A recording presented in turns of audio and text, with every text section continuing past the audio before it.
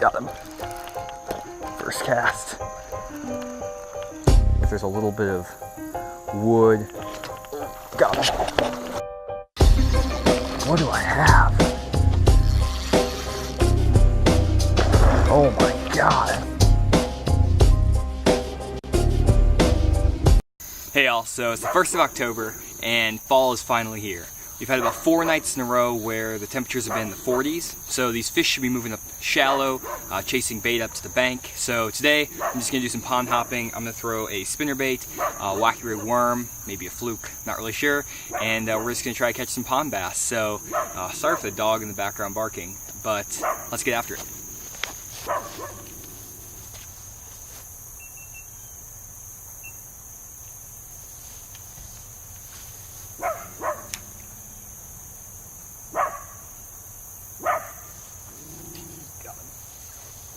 First cast.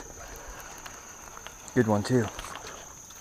Well, not a good one, but not too bad. First cast on a little Strike King, little Mr. Money spinnerbait, 3/16 ounce in white, and he grabbed it. Not a big guy, but just a little nice fun fish. Really cold too, but just casting that spinnerbait here off this shoreline, and he clobbered it. Got another one. They're stacked up right here. Nice. Look at that. 2 casts, 2 fish on the little Strike King, little Mr. Money spinnerbait. Both of them had the trailer hook though. I felt him bite it a couple times. I just kept reeling and then nipped at it and got the trailer hook. But not a big fish, but they're all fun. So let's let this guy go.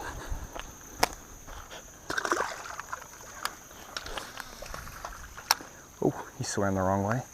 That's 2 casts in a row. Oh, he bit again. They're stacked up right here. What in the world? I don't know what's going on, but I need to keep firing right here. But oh, there's one right there. Just jumped. I may have spooked the school after catching a couple though.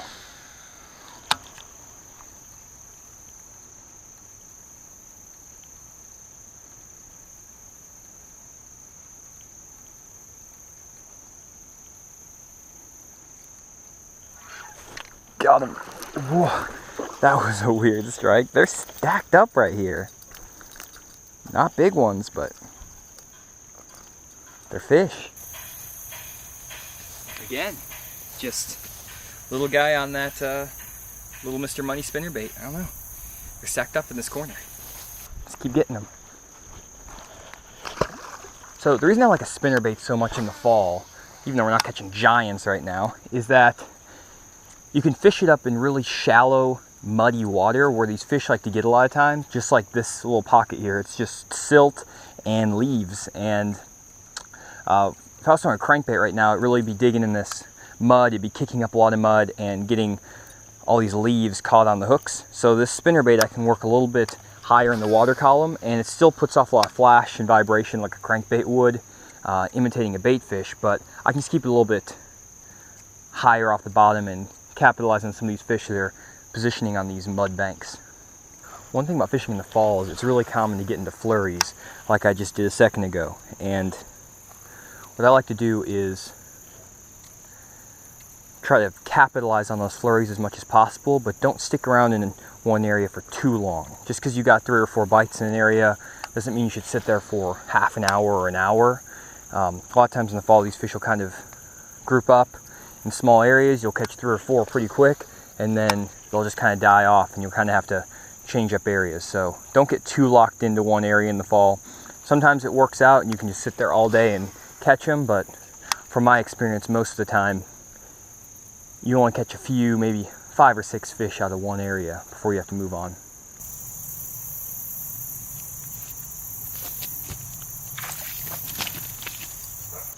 Oh no. Okay, well, quick release. He just bit me right here on this laydown. There's a bunch of fish in this little pond. I was looking at these fire ants that were crawling up on this log and trying to back away, and caught me off guard there. So it wasn't a big one again. One just dumped it again right there. Fish aren't giant in this little pond, but they're really fun. Oh, there he goes. The little fish swim away. Now this is the type of area I'm looking for right here. These flat, shallow banks with a little bit of brush on them. These are perfect spots to catch fish in the fall. Like ideal. Have a little bit of mud on them too. These fish will kind of push the shad up onto these shallow banks and ambush them on these flat, kind of nothing looking banks, especially if there's a little bit of wood. Oh, got him. Get up here. Yes, nice. That one got the main hook, but you can see he's got mud on him, so these fish are just up shallow, shallow, shallow today. There we go. It's another little guy, but not too bad. So anyways, nice little fish. Let's let him go. Like I was saying, just these muddy, shallow banks are really good in the fall. These fish probably wouldn't be positioned here in the summer or even in the spring, just because the water's so muddy. Oh, there he goes. Oh, got another one. Literally next cast. I don't know if these fish are just stacked up or if there's just a ton of little fish in this pond. I can't tell yet. But again, trailer hook. There you go.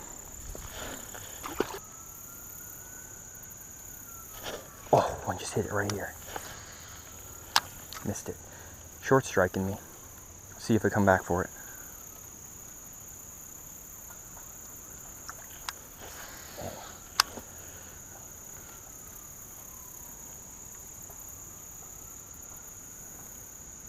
Come on, get, there we go. That's a better one. I mean, it's not a great one, but it's, oh, he's got a big bite mark on the side of him. I had to let that fish really eat it. He's got some weird markings on him. I don't know what in this pond could do that to him. Maybe a bird got him or something, I'm not sure. But they're crushing that little Mr. Money spinnerbait by Strike King. And one thing about fishing a spinnerbait is I normally just use one standard retrieve whenever I'm throwing it. It's mainly just to cast it out and reel it in at a steady pace, and I'll actually switch up the actual bait itself to change the action of the lure instead of varying my retrieve. If I want that bait to get a little bit higher in the water column, or if I want to fish the bait slower, I'll switch to big Colorado or Indiana blades. This is a Colorado blade, just this round one. Then this is an Indiana blade right here. And then if I want to fish the bait faster or a little bit deeper in the water column, I'll switch to willow leaf blades, which are long and narrow, and they put off about the same amount of flash. They just let you reel it a little bit faster. Well, for whatever reason, I only got bit on 2 stretches of this whole pond. Both of them were really shallow and muddy, and they had a little bit of brush on them, but this right here also has that same characteristic. I think it's a little bit deeper than the other stretches I was fishing, so just goes to show that sometimes throwing the right bait in the right area can get a lot of bites, and if you're not in the right area, I mean, I could have thought there's no fish in this pond at all if I had just fished down this bank here.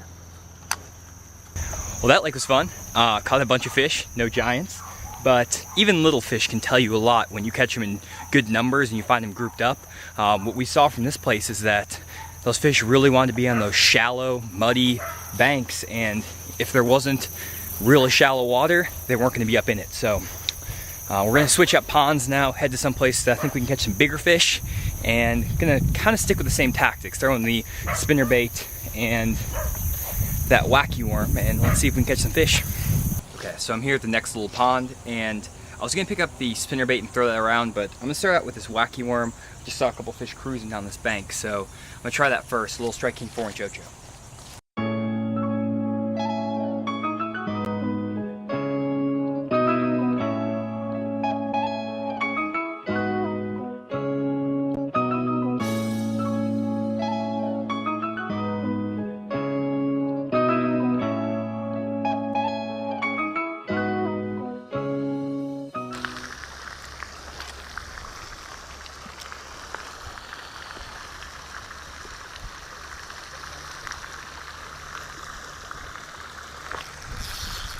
Got him.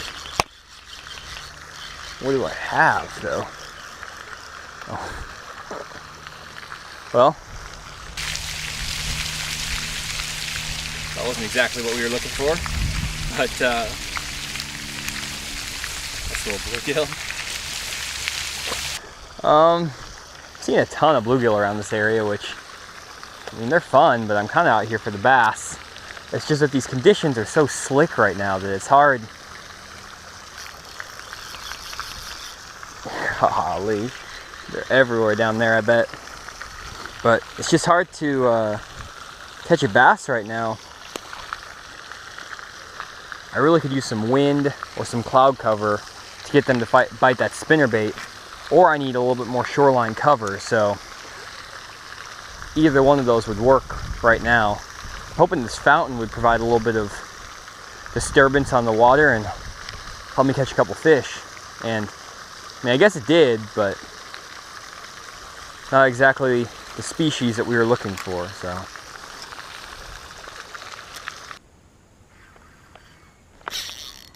Got him. Good one too.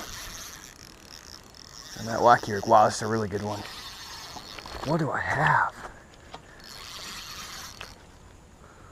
Oh my God, I have a good one. Get away from that tree.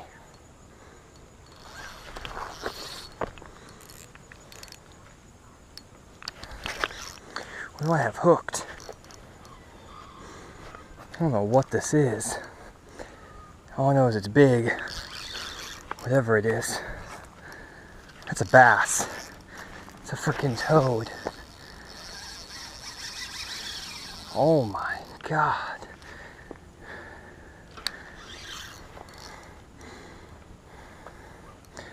Oh my God, that's a bass.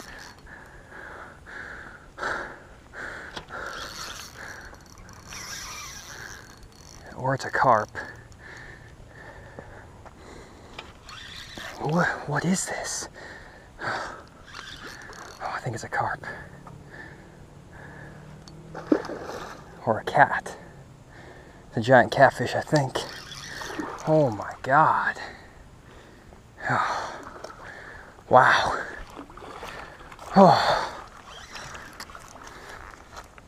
Look at that thing. Oh. I didn't think it was a bass the way it wasn't coming up, but oh, that's a big cat. I'm not really an expert on catfish, to be honest, but let me get this guy on hung here.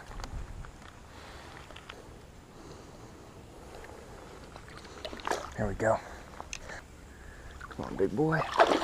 There it goes. Wow. Well, that was exciting, I guess. My line is so gross too. I'll have to retie. Never caught a catfish on a wacky rig worm before. It's a first. Destroyed my hook too. Oh, I'm shaking. Wow, that's a giant. That was fun. That was really fun. So I'm done for the day. Conditions got really tough this afternoon. Cloud cover went away and it just got slick, calm, bright bluebird skies. Really tough spinnerbait conditions, but we were able to keep ourselves entertained with that big catfish and a bunch of little bluegills. So hope y'all enjoyed the video, and comment down below if you enjoyed this type of video where I didn't catch any real big fish but caught a lot of little ones. So just let me know, and we'll see y'all next time.